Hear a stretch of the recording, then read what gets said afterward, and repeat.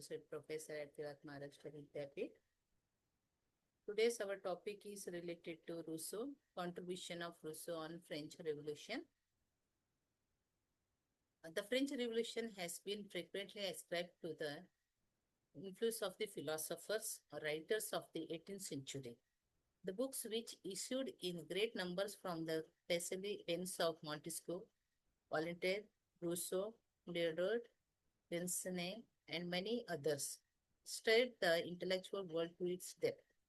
Voltaire was of all of them the most conspicuous and the most brilliant personality. His chief work, Attack, was directed against the church. Annihilate the infamous thing, he wrote in his letters on the English. He pointed out the church and the nobility in England were not exempt from direct taxation. His wit and his bitter attack on the church and other pillars of the old regime made him popular than any others. Voltaire's political ideas are scattered generously throughout the many volumes of his collected works. He never developed them systematically. For what interested him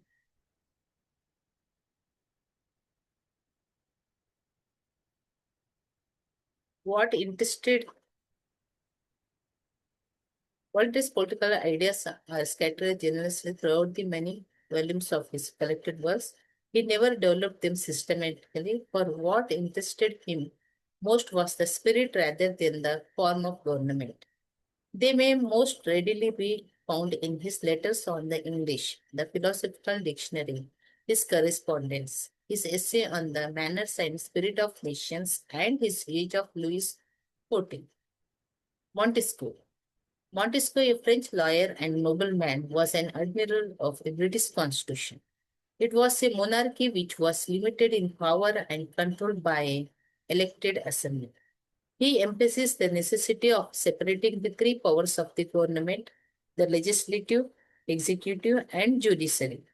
His famous book, The Spirit of the Laws, which appeared in 1748, had a tremendous success. In his study, The Persian Letters, Montesquieu attacked the privileged aristocracy, the corruption of the court, and the folly of religious intolerance. Walton found the middle class cause of constitutional government, religious toleration, civil freedom, and freedom of thought and expression. Montesquieu, not less enlightened, preferred to check the arbitrary rule of the monarchy by restoring the political power of the nobility. He defended the legitimacy of the sale of magistrates, which voluntarily decried, but both demanded a rational jurisprudence and will against the barbarous use of torture, inhuman penalties, and the benighted practice of considering a prisoner guilty until proven innocent. Yet the most systematic indictment of the cruelty of the penal code came not from the philosophers, but from an Italian reformer, the Monsco, which are Beccaria, who in 1764 published his remarkable treatise on crimes and punishments. Then directly we go to the Jacques Rousseau. The most revolutionary among the philosophers was Jean-Jacques Rousseau. Napoleon once declared that if Rousseau had never lived, there would have been no revolution. The influence of his books, The Social Contract, Discourse, was profound. His principal theory was that man was essentially good but corrupted by civilization. Man is born free, but everywhere he is in chains. All government was the outcome of an agreement of contract framed by the people for the promotion of their welfare. Hence, all government rests upon the consent of the governed, and no ruler can deprive the individual citizen of his natural rights to life, liberty, and property. It was Rousseau who made famous the doctrine of popular sovereignty. Then French Revolution was an uprising of the French people against privilege and autocracy of all the countries of Europe. France was deeply affected by social inequalities and arbitrary rule of Bourbon kings. But it cannot be said that French Revolution was inevitable. The revolution was not a Nigeria in the stream of national life. Its incidents and situation determined by the presence of a single great fall in the social strata. It was rather the result of the confluence of a host of contributory currents, small and great, flowing together to swell suddenly into a mighty flow. The revolution underwent a process of dramatic change during a period of 20 years. Though the much cherished dreams of liberty were not immediately realized, the impact of the French Revolution was profound.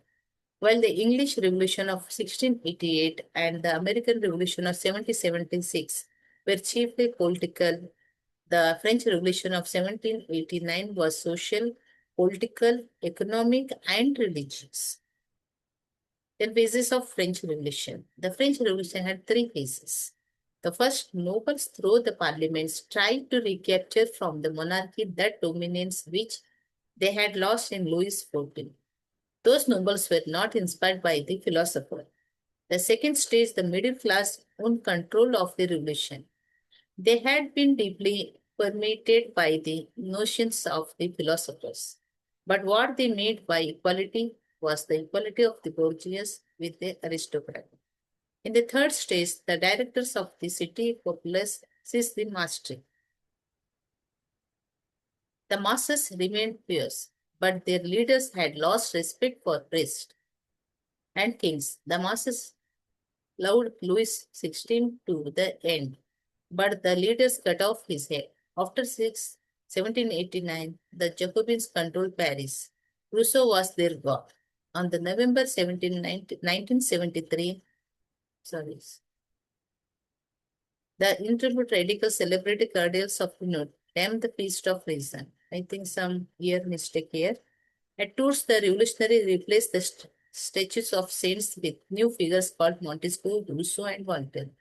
At Chartres in 1795, in the famous cathedral, a feast of reason was opened by a drama in which Voltaire and Rousseau were shown united in a campaign against fanaticism. Now, the influence of Rousseau.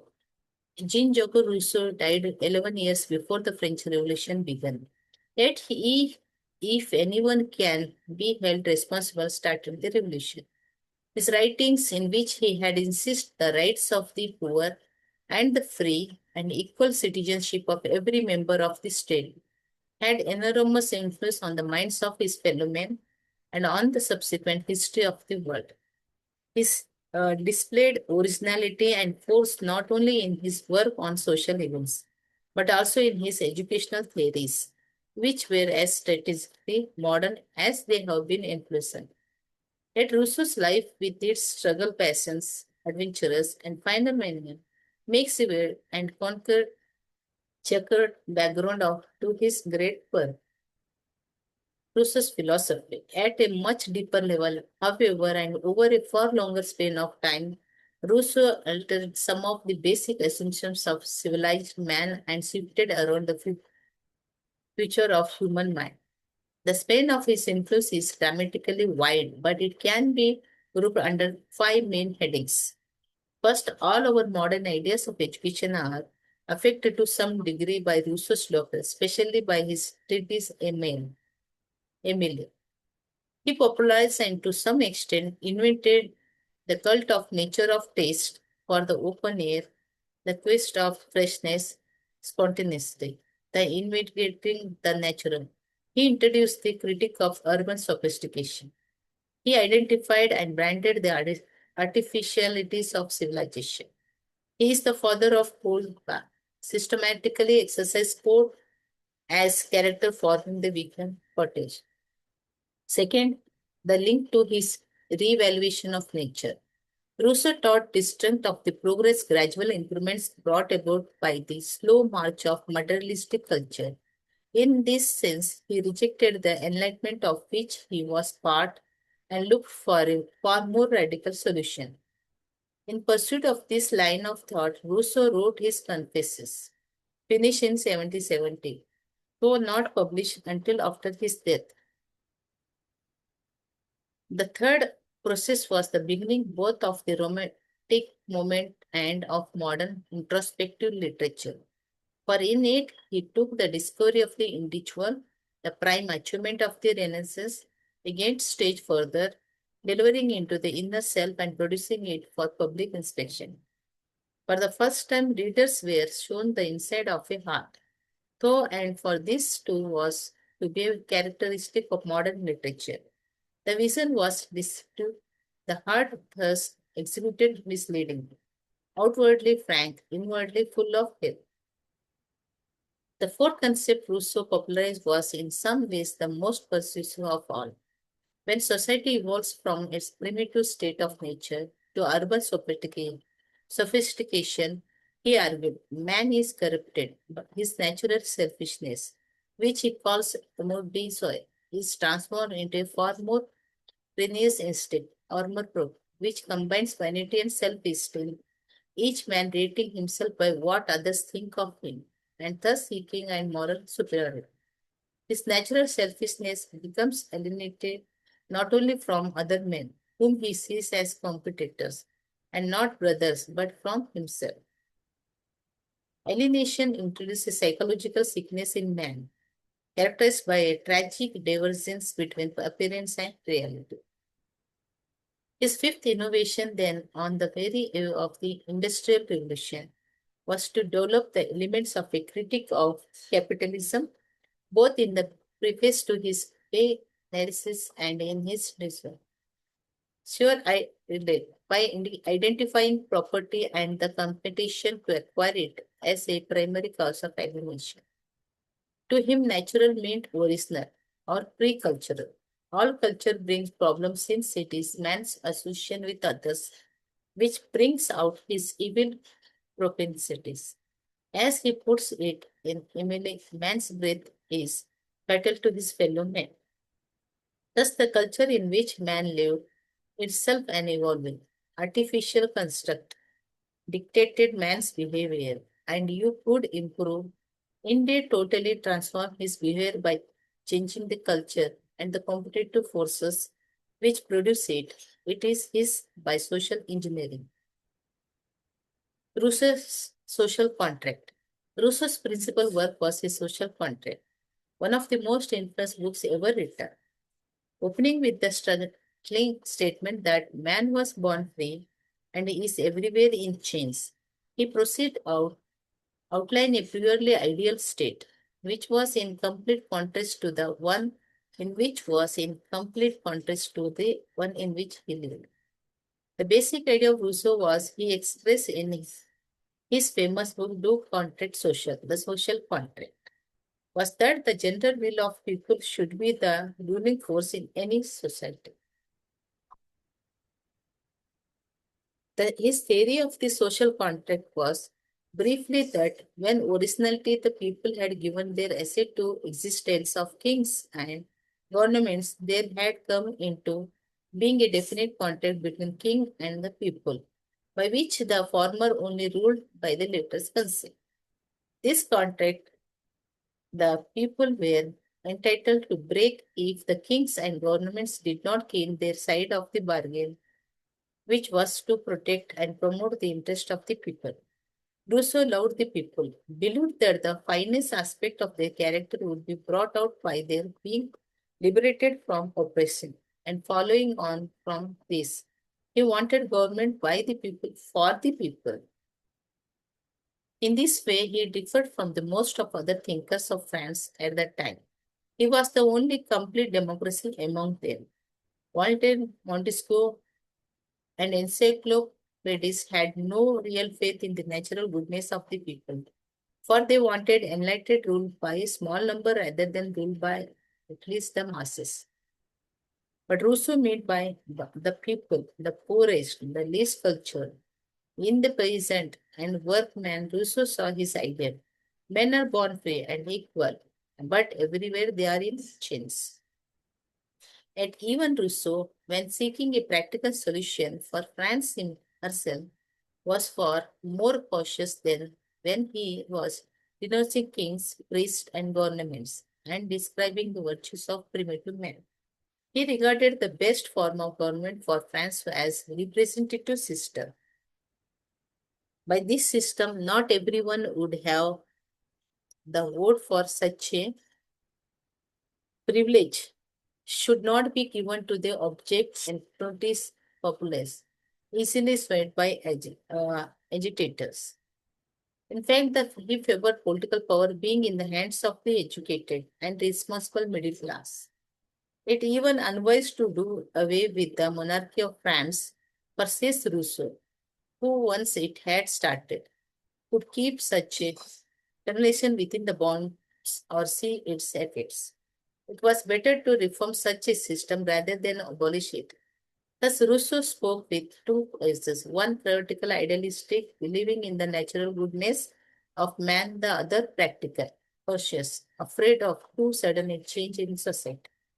His followers of revolution, especially Robespierre, listened with fanatical devotion to the first voice, but ignored the second. In social context, Rousseau demanded a republic with universal suffrage, put forward the citizens' claim to liberty, equality, and fraternity that later was battle cry of the revolution. Two of his ideas stood out in high relief in the sovereignty of the people and the political equality of all citizens. Two democratic principles which were utterly substance of the states of Europe as then constituted. These principles powerfully influenced the course of the revolution and have been preached with fervor and denounced with passion by rival camps ever since. They have made notable progress in the world since Rousseau gave them thrilling utterance, but they have still much ground to traverse before they gain the field, before the reign of democracy everywhere prevails. In theory, the social contract may be historically unthinkable, but it was only another way of saying that those who govern must recognize their responsibilities. The people of France were suffering because the interest of the crown was diverse from those of the state, because the nobles no longer fought and the clergy no longer prayed, because the social contract was broken. It was a text that all men could take to themselves, and it was expounded with such force and imagination and words with such arguments that the aggravated and frustrated could catch fire from its fervor, find encouragement in its protest, hope in its promise, weapons in its armor. Founded on nature, it sounded the common word. It preached the in original goodness, a flattering, simple, primitive answer to the question of original sin. It was the passionate cry of all the banished children of earth for their bright birthright in this world. So Rousseau became the immortal center of unique souls, the oracle of whoever feels himself misunderstood and distressed, the philosopher of a new romanticism, self-affirmation, the evangelist of human consolidation as the final measure of truth, the hot speaker of temporary salvation, the prophet of a new coming of age of secular society. Rousseau had set the fashion of appealing to the emotions in his discourses and in Emily, after him emotion as well as reason join in protest against insincerity and injustice. So his thoughts infuse on revolution. His political thought, however, probably had built little influence before the revolution. In the initial editors of Social Contract, 1762 and 1760 having only one success before 1789. The book then ran through no less than 32 editions in the next 10 years, a fact sufficient in itself to suggest that its importance was a consequence rather than a cause of collapse of the ancient regime. The social contract is indeed a potent reputation of all traditional authority, but it became important not on this account, but because Rousseau's main concern was with the problem which confronted the leaders of the revolution, that of re-establishing authority upon a firm and legitimate footing. Both he and they found this to lie in the general consent of the community, and as the revolution continued, many of them became firmly convinced as he was, that the real objective must be the moral regeneration of the individual by political action. Then scholars and writers' views on Rousseau. Napoleon declared that if Rousseau had never lived, there would have been no revolution. The philosopher denounced poverty and serfdom as well as intolerance and superstition, and labored to reduce the power of feudal lords over the peasant. Some aristocrats acknowledged the force of the status that attracted them, and many lost confidence in their inborn superiority and traditional rights. Comte Louis also stated, "We were scornful critics of old customs, of the feudal pride of our fathers and their severity. We felt disposed to follow with enthusiasm the philosophical doctrines professed by bold writers. Voltaire attracted our intellect and Rousseau touched our hearts. We took secret pleasure in seeking them at the time that advantage of patriarchate and the amenities of philosophy." So all the elimination revolutions reaction Rousseau came from politics contradictions because of the force and passion with which he proclaimed them. He served as prophet and saint to anarchists and socialists alike. For both these opposite gospels found nourishment in his condemnation of rich and his sympathy for the poor. The individualism of the first discourse and its rejection of civilization inspired rebels from Penny Godwin and Shelley to Tolstoy, Corporation to Edward Carpet. At 15, said Tolstoy, I carried around my neck instead of the usual cross, a metallician Rousseau's portrait. Then other scholars also given opinion about Rousseau. According to Napoleon described the French Revolution, again also the same thing. Dupin, he also Rousseau had 100 times more readers among the middle and lower classes than the Voltaire. He alone inculcated the French with the doctrine of sovereignty of the people. It would be difficult to cite a single revolutionist who was not transported over these anarchical theories and who did not burn with ardor to realize them. I heard Marriott in 1780 read and comment on the social contract in public streets, abuse of the enthusiastic audience. Throughout France, orators quoted Rousseau in preaching the sovereignty of the people. It was partly aesthetic welcome given to this doctrine that enabled the revolution to survive for a decade despite its enemies and its success. Even Kant also given opinion about the Rousseau. As John Stuart Mill also, Eliot also mentioned that one of the most influential intellectual of our own times. Then how the Rousseau's thought relevance to natural law in mention, which is very relevant to us. Again, the social contact theory, which is also helpful to us to understand the society and people. Then direct democracy, Rousseau awarded the general will unlimited control over the property, the lives, the very souls of citizens. In other words, he carried the theory of absolutism to its ultimate consequence. But it must be remembered that in Rousseau's social context, the absolute authority of the people replaced that of the prince. In this way, the novelty of his teachings and solutionary nature. Rousseau general will also very important. Our modern democratic doctrine, keeping the some thoughts which are related to Rousseau. Rousseau raised against the existing governments a cry of protest that was destined to be heard from one end of the Europe to other. Then the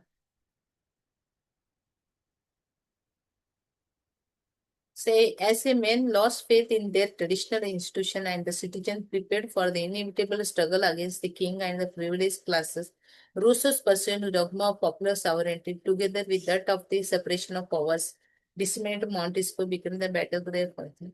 So in conclusion, we can say that this French philosophical writer like Voltaire had an extraordinary influence on political opinion in many countries over nearly 300 years.